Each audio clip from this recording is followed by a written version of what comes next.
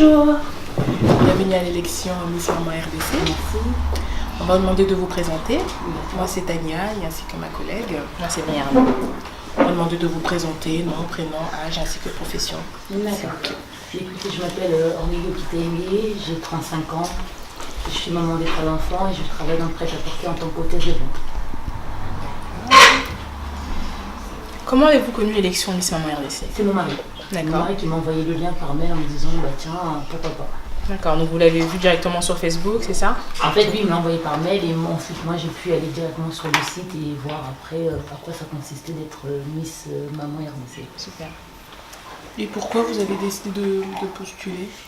Je me suis dit, je suis maman et pourquoi pas. Et puis, en étant maman, en étant une femme active, je me suis dit, pourquoi pas représenter la Miss Maman RDC en France. Ça peut être aussi une opportunité pour moi de montrer qu'en étant maman, on peut être active, une femme moderne et faire pas forcément maman. Donc, quelle est votre vision de la femme aujourd'hui? Alors, la femme aujourd'hui, pour moi, c'est une femme qui est déjà bienveillante. D'accord. Une femme assez ouverte, active et très motivée. Qui fait que maintenant, on voit la femme, elle peut être. Avant, on avait des femmes qui étaient juste maman et femmes au foyer. On a des femmes en tant que patronne, en tant que présidente, qui fait qu'aujourd'hui la femme elle est vraiment tout. Une femme elle peut être tout aujourd'hui. Et la femme congolaise? La femme congolaise, pour moi, c'est une femme qui comment dirais-je, c'est une femme qui est bienveillante, qui a l'honneur du Congo. À l'époque de nos mamans, c'était vraiment une femme qu'on connaissait, une très bonne femme, une femme qui était accueillante, souriante, toujours à l'écoute. Et ce sens en fait en train de se perdre un peu, je trouve que c'est un peu dommage. On ne retrouve plus vraiment la femme congolaise en Europe. Après au niveau de la RDC, je ne sais pas, mais ici on ne retrouve plus cette femme congolaise en fait. L'identité de la femme congolaise, elle se fasse un peu. Elle se perd. Elle se perd et je trouve ça c'est un peu dommage. J'aimerais vraiment, si ça arrive à l'occasion, vraiment remettre la femme africaine à l'honneur et à jour. Selon vous, est-ce que vous représentez la femme congolaise? Alors, je dirais pas que je représente directement la femme congolaise, je représente la femme tout simplement. D'accord. La femme d'aujourd'hui, la femme moderne, la femme qui veut s'occuper d'elle, de sa famille et en même temps de son foyer. Que représente pour vous le Congo?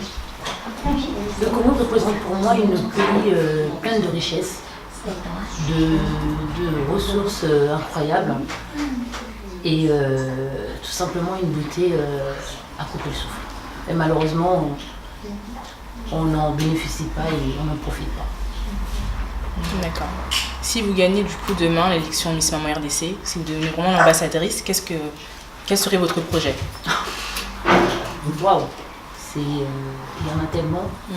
Je ne dirais pas forcément faire quelque chose directement au Congo, à Kinshasa, parce que je pense que au niveau de Kinshasa, ils sont déjà assez modernes, ils sont déjà assez ouverts par rapport à tout ce qui est Internet, Wi-Fi, je pense qu'ils en connaissent. Je dirais plutôt au fond, dans tout ce qui est un peu les Bakongo, un peu plus bas, Katanga, je sais pas, ou dans le Kasaï, un peu plus bas, vraiment faire découvrir deux horizons du Congo, parce qu'on voit que le Kinshasa, mais on ne connaît pas vraiment. Là, il y a aussi la source. Ces gens-là, ils sont un peu dépaysés, ils ne connaissent pas. Ils travaillent avec des mamans, c'est-à-dire leur prendre. Je suis sûre qu'il y a des mamans qui ne savent pas l'alphabétique, ni écrire, ni lire. Je pense que de nos jours, c'est important. Au moins de savoir son nom, son prénom, d'où on vient. Et par rapport à là, travailler avec eux au niveau des bases de la grammaire, écrire, apprendre à écrire, à lire. Et ensuite de là, les apprendre un métier, un vrai métier qui pourra aujourd'hui les aider à avoir du pain. Parce que c'est bien beau de donner 1 franc, 2 francs, mais après, quand on sait pêcher, on a du poisson.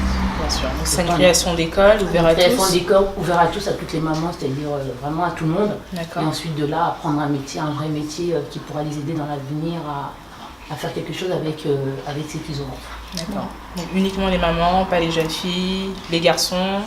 Un peu de tout le monde, c'est-à-dire toutes les personnes qui vont vouloir participer à ce projet, pourquoi pas. C'est vraiment ouvert à tous, il n'y a pas de limite en disant pas non, toi t'es un garçon, non. C'est-à-dire vraiment le but est de pouvoir s'agrandir, apprendre, et on a tous des choses, des capacités qui est cachées en nous, et à travers cela on pourra les découvrir, on pourra avoir un boulanger, un couturier, où les gens restent à rien faire. D'accord, et admettons ceux qui ont vraiment peu de moyens.